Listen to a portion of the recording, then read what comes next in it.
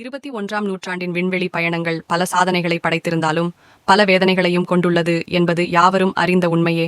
அந்த வகையில்தான் சுனிதா வில்லியம் மற்றும் புட்ச் வில்மோர் ஆகியோரின் பயணம் அமைந்தது.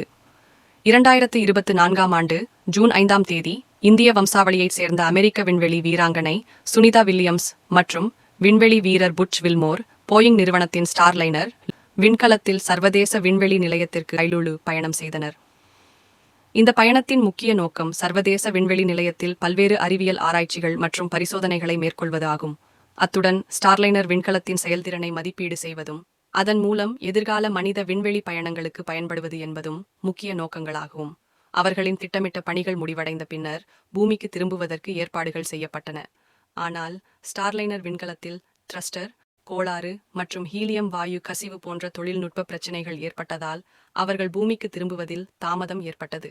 9 மாதங்கள் கடந்ததால் அவர்கள் மீண்டும் பூமிக்கு வருவார்களா என்ற நம்பிக்கை இல்லாத நிலையில் தற்போது ஸ்பேஸ் எக்ஸ் நிறுவனத்தின் டிராகன் விண்கலம் மூலம் சுனிதா வில்லியம்ஸ் மற்றும் புட்ச் வில்மோர் ஆகியோரை பூமிக்கு அழைத்து வருவதற்கான ஏற்பாடுகள் மேற்கொண்டு தற்போது அந்த விண்கலம் சர்வதேச விண்வெளி மையத்தினை அடைந்துள்ளதாக நாசா நிறுவனம் காணொளிகளை வெளியிட்டுள்ளது.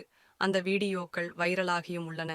சர்வதேச விண்வெளி நிலையம் அமெரிக்க, ஐரோப்பா, கனடா, ஜப்பான் ஆகிய நாடுகள் இணைந்து 1998 ஆண்டு சர்வதேச விண்வெளி நிலையத்தினை அமைத்தன. இது பூமியிலிருந்து 400 கிலோமீட்டர் தொலைவில் உள்ளது. இது மணிக்கு 28,000 கிலோமீட்டர் வேகத்தில் சுற்றி வருகிறது. இந்த விண்வெளி நிலையத்தில் 7 பேர் தங்கியிருந்து ஆய்வுகளை செய்யக்கூடிய வகையிலும் சுனிதா வில்லியம்ஸ் என்ற விண்கலம் தொழில்நுட்ப கோளாறு காரணமாக பூமிக்கு திரும்ப முடியாமல் போயின. இதனை சரிசெய்து நாளை மறுதினம் டிராகன் விண்கலத்தின் மூலம் சுனிதா வில்லியம் உட்பட 4 பேர் பூமிக்கு திரும்ப உள்ளன. இதனை எதிர்பார்த்து முழு உலகமும் பார்த்து அது கோடிட்டு காட்டப்பட வேண்டிய ஒன்றே.